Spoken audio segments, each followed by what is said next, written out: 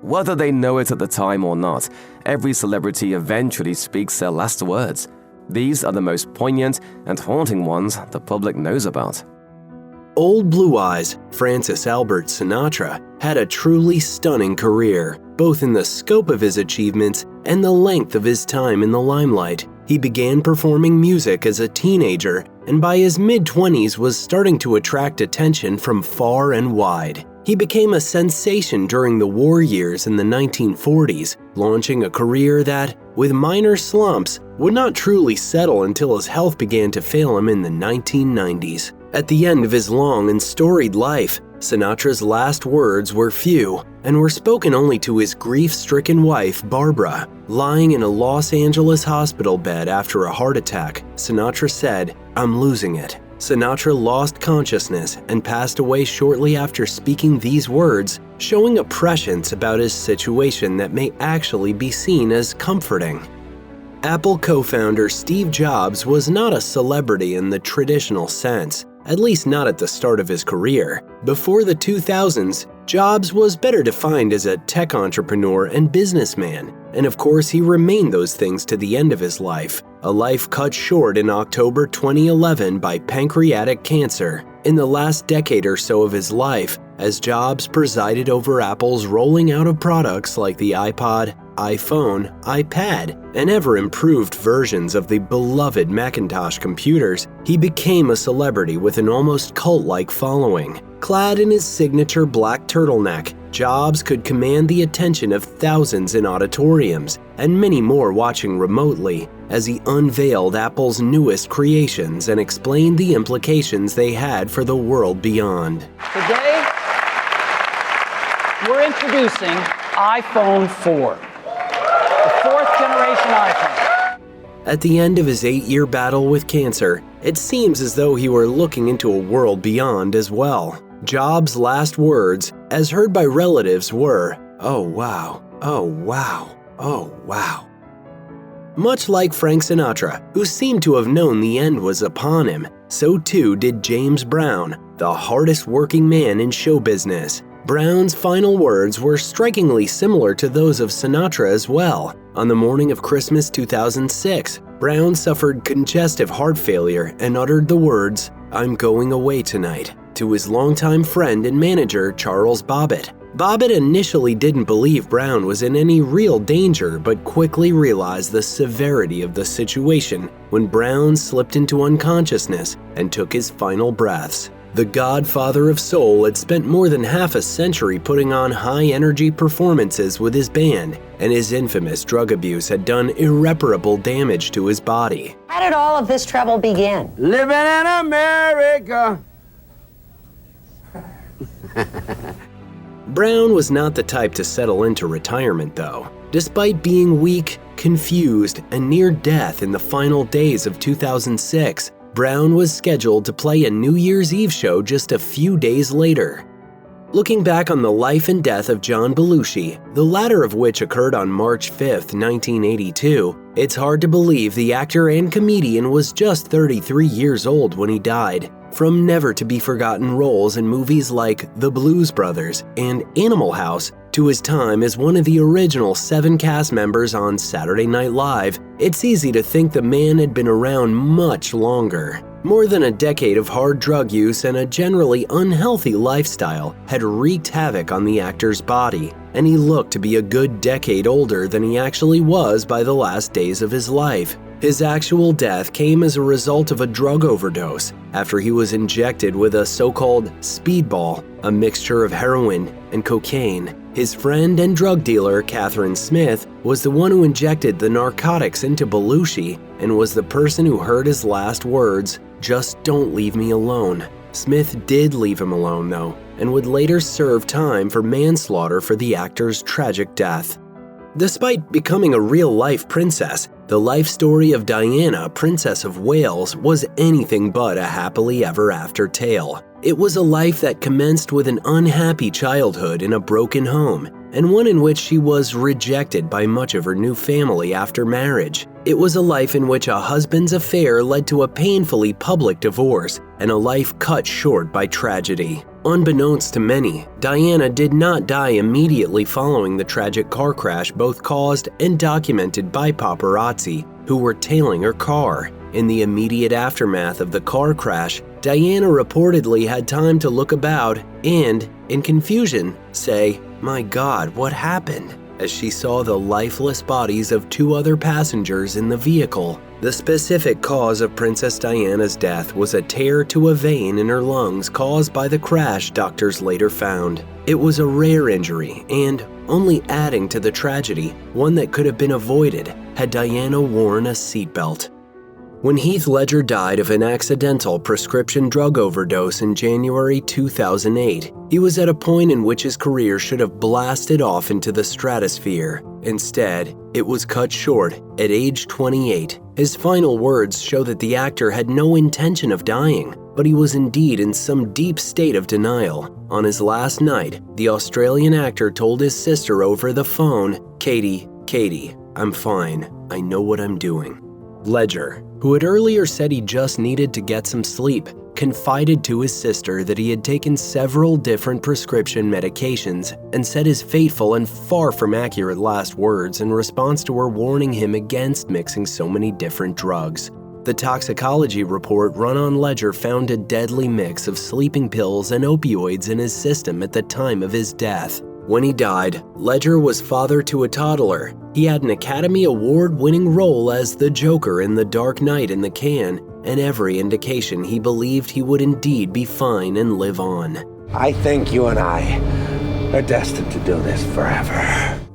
The similarities between the lives and deaths of John Belushi and Chris Farley are so striking as to be unsettling. It's almost as if these 2 men's lives followed the same script. Like Belushi, Farley cut his teeth in comedy at the famed Second City Theater in Chicago, and went on to national and even international fame thanks to his years as a cast member on Saturday Night Live in the 1990s. Farley later ended up landing starring roles in several films that are unlikely to ever be forgotten, most notably his performance alongside SNL co-star David Spade in the comedy Tommy Boy. Tragically, Farley was just 33 when he died from a major drug overdose. His last known words are almost a word-for-word rehashing of Belushi's too. Farley's last words spoken to another person were, "Don't leave me." His final words were spoken to a reported sex worker who, before leaving him to die alone in his Chicago apartment, stole his watch and took pictures of the actor and comedian as he lay on the floor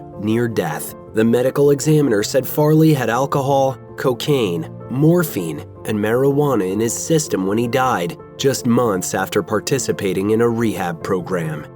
Everything about legendary fashion designer Coco Chanel was larger than life, right down to her last words. Born into poverty, Chanel pulled herself up by her bootstraps, using her wit, charm, and her undeniable ability as a designer and businesswoman to launch an empire that would include clothes, accessories, perfumes, and more.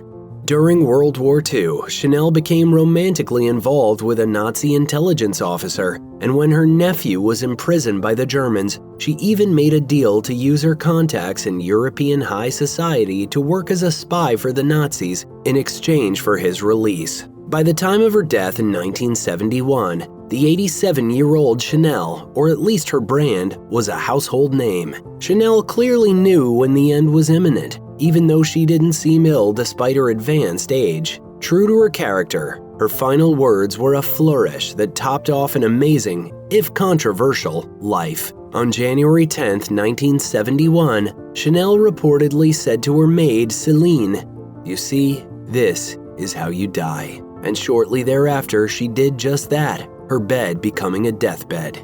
The last words spoken by legendary actor and comedian Groucho Marx would be haunting and tragic if spoken by most people lying on their deathbeds, but when Marx said, "This is no way to live," shortly before dying, he was making one last quip for the ages. So in this case, his last words are actually pretty hilarious, and it's okay to laugh. He was in on the joke. Marx was 86 years old when death came for him in 1977. He had been in poor health for 2 months, suffering from respiratory ailments that worsened into the pneumonia that would eventually kill him. Marx seems to have been well aware he was near the end, and his last words were perhaps the ultimate example of superb comic timing. Legendary singer Bob Marley was only 36 years old when he died in 1981, a fact that is hard to believe when one considers the outsized impact the man had on music and culture at large. What's less surprising is that his last known words, spoken to his son Ziggy, were sage and sorrowful, uttered shortly before succumbing to complications of a malignant form of melanoma that, over the course of half a decade, spread from one of his toes throughout his entire body. The cancer that killed Marley may well have been treated had he allowed the amputation of his toe, but his Rastafarian faith forbade such an operation. And also, in keeping with the type of messaging he had espoused his whole life, Marley's last words to Ziggy were, "Money can't buy life." One can speculate that he meant money cannot buy the treatment needed to sustain life, but more likely Marley meant money cannot bring happiness and fulfillment in life. Only a life well lived can do that. My richness is life, forever. Say what you will about John Lennon and Yoko Ono's relationship breaking up the Beatles or about Lennon's notorious arrogance and eccentricities, he was an excellent musician, and he was a human being who deserved to live a lot longer than he did. But due to the actions of Mark Chapman, who was determined to kill a famous person and resented Lennon's comments about the Beatles being bigger than Jesus, his life was cut short. Chapman shot Lennon in the back multiple times at close range on December 8, 1980. His last words were long thought to be the gut-wrenching I'm shot.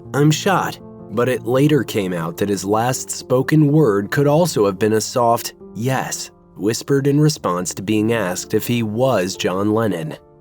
On April 1, 1984, a retired minister, Marvin Gaye Sr., shot his son Marvin Gaye twice with a .38 caliber pistol. His son slumped down against the far wall and lay there bleeding out. The gun had been a present from his son for Christmas that year. Marvin Gaye, the musical legend known as the Prince of Motown, died a day before his 45th birthday. His father shot him in what some saw as an inevitable outcome of their troubled relationship. Gaye had gone so far as adding an E to the end of his name to distance himself from the man who had abused him his whole life. Gaye was born on April 2, 1939 in Washington, D.C., and suffered under the strict corporal punishment liberally doled out by his father. Even before his son was born, Marvin Gaye Sr. already seemed to have a problem with him. Alberta Cooper Gaye told David Ritz in his book, Divided Soul, The Life of Marvin Gaye, "My husband never wanted Marvin, and he never liked him." Marvin Gaye Sr. even went so far as telling Alberta he didn't believe Marvin was his son. Gaye's father was a minister in the Hebrew Pentecostal Church, but that didn't stop him from physically abusing his children or becoming violent when he overconsumed alcohol. Marvin Gaye found solace in music at church and believed he could win his father's love through singing. Because in this life, I love music, and music is my love. You know,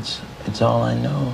Still, the better he became, the more demands his father made on him. If not for Gaye's mother, Alberta, who consoled and supported her son, Gaye himself claimed he might have died by suicide as a child. Instead, Gaye, tired of his father's abuse, quit school at age 17, ran away from home, and joined the U.S. Air Force, which ended disastrously with Gaye faking a mental illness to get a discharge. By the early 1960s, Marvin Gaye had found a home at Motown Records, starting as a session drummer before making the leap to singer. He had a string of hits in the 1960s with songs like I Heard It Through the Grapevine and Ain't No Mountain High Enough, a duet with Tammy Terrell. His success only grew into the 1970s with What's Going On and Let's Get It On. The more successful Marvin Gaye became, however, the more his father seemed to resent him. By 1981, Marvin Gaye had become addicted to cocaine, declared bankruptcy, and endured 2 failed marriages. Moreover, the IRS hit him with a massive fine for unpaid back taxes, and he eventually attempted suicide. Later, he moved to Belgium, got clean, and made a comeback with the 1982 album Midnight Love and its mega-hit Sexual Healing.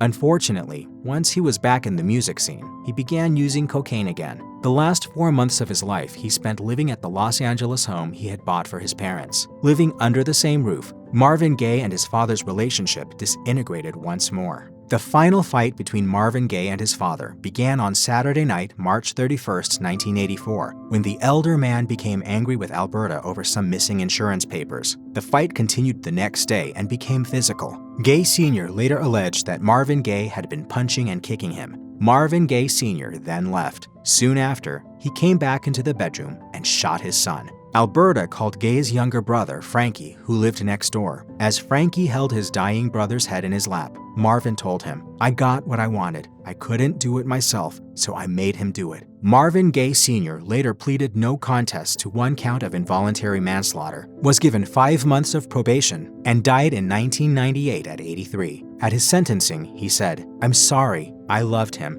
If I could bring him back, I would."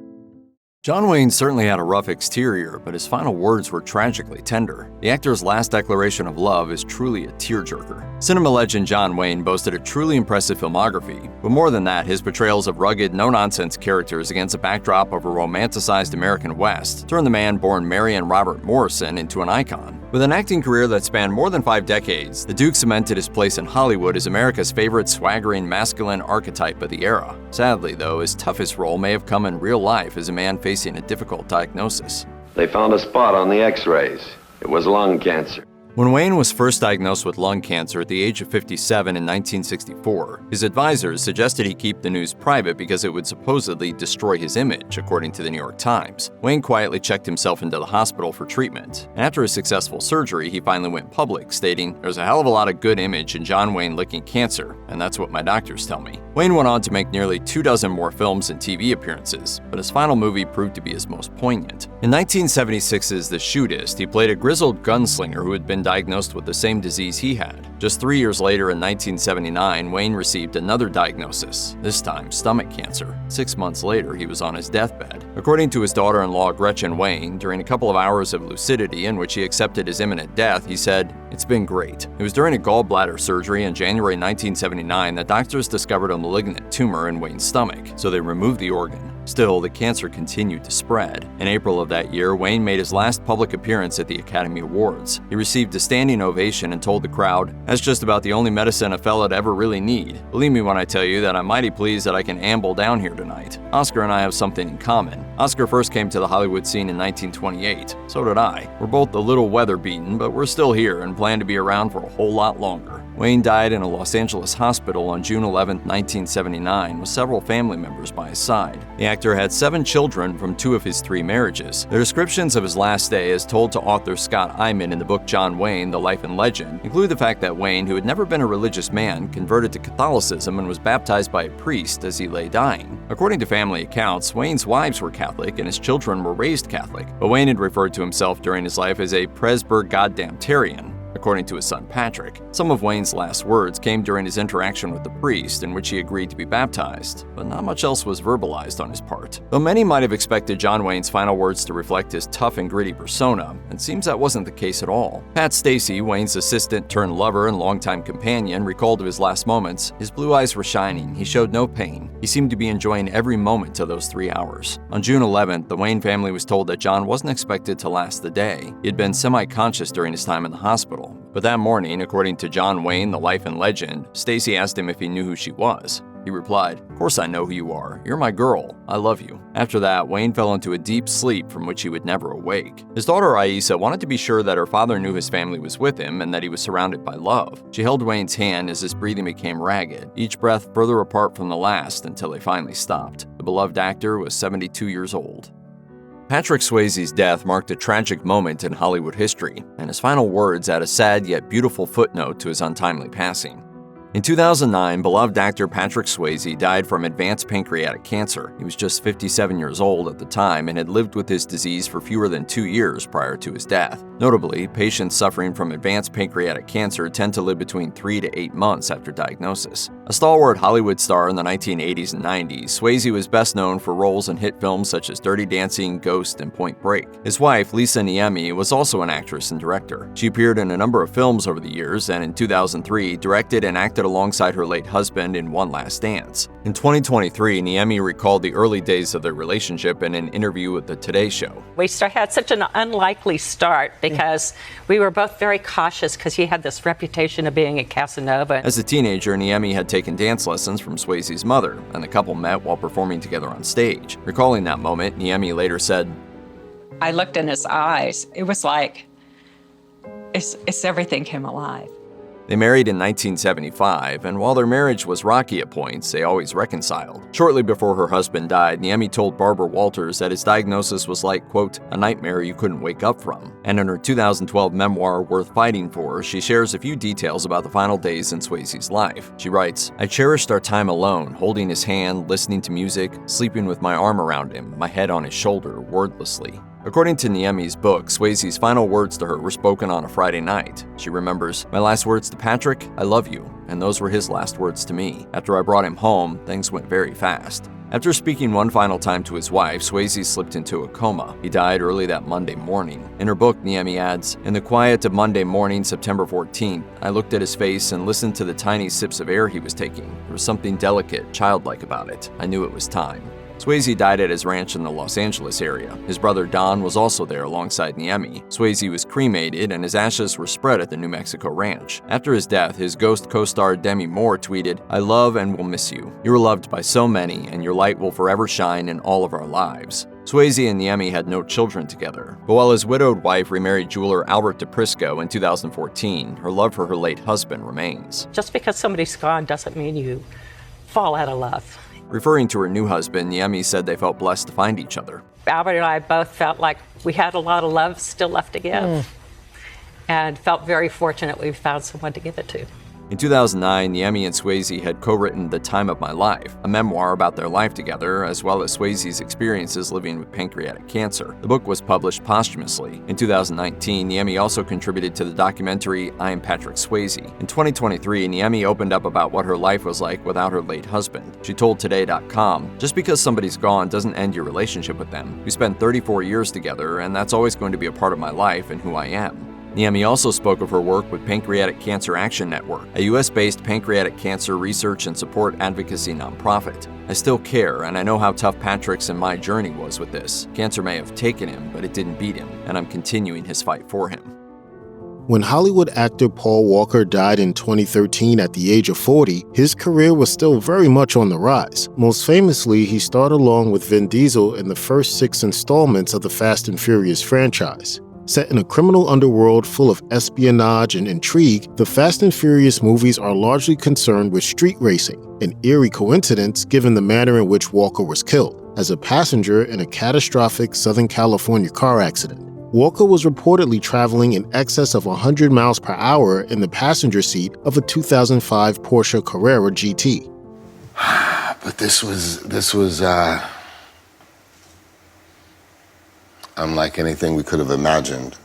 Walker's death came as such a shock, due in large part to his starring role in one of the most successful franchises of all time. The manner in which he died also places him among a number of other well-known movie stars killed in car wrecks, including James Dean, Grace Kelly, and Jane Mansfield. Most notably, though, the tragic accident in which Walker was killed echoes the nature of his most well-known role. And nowhere is this more apparent than his final known words, revealed by a friend who overheard the star just prior to his death. Just before he was killed, Walker had decided to join his friend Roger Rodas in a test drive of the high-end vehicle after attending a charity event at which the car had been displayed. It was Rodas who was driving the Porsche Carrera GT at the time that Paul Walker's fatal accident happened. Rodas, who also died in the crash, was the owner of the racing shop Always Evolving, in which Walker held a stake. The accident took place in Santa Clarita, California, near Hollywood. As a fan of car racing and fancy vehicles, Walker was reportedly excited to experience a Porsche Carrera GT test drive for himself. The Carrera GT can reach top speeds of 208 miles per hour, accelerating from 0 to 60 miles per hour in less than 4 seconds. Footage from a nearby security camera later revealed that the Porsche hit a pole and then a tree before it burst into flames. No drugs or alcohol were involved, and Walker died from a combination of impact and fire, based on the coroner's report. In the wreck, Walker reportedly broke his jaw, collarbone, and left arm, among other injuries. With soot in his trachea, it's believed that Walker survived the wreck, though badly injured. He reportedly died in the ensuing blaze. Walker's body was so badly burned, it was otherwise unrecognizable. Walker was in the middle of filming for the 7th Fast and Furious film when he died. After his death, production was shut down, and proceeds from the 6th installment were then donated by the production company to Paul Walker's charity, Reach Out Worldwide. The charity had been founded by Walker in the aftermath of the disastrous 2010 earthquake in Haiti. Another close friend of the star, Jim Thorpe, had attended the same charity event shortly before Walker's death. After he witnessed the accident, Thorpe tried to pull Walker from the wreckage, but was unable to do so because of the flames. And it's Thorpe who heard Walker's final words, beyond what he may have said to Roger Rodas. He later revealed to reporters that the last time Thorpe spoke with Walker, the star had said, "Hey, let's go for a drive." Paul wanted to go for a ride. Wanted to go for a ride in the car, so they went for a ride, and that was the last that we saw of them. Praising his friend in the aftermath of his death, Thorpe continued, "Walker lived his life and he died fast and furious. He loved speed, he loved cars, and he had to die this way. He died in a very fast car with his friend." In the meantime, Fast and Furious co-star and friend actor Vin Diesel shared his thoughts on Instagram. He wrote, "My children always tell me that Uncle Paul is with you, Dad, always. And I know in my heart that they are right. Miss you, Pablo."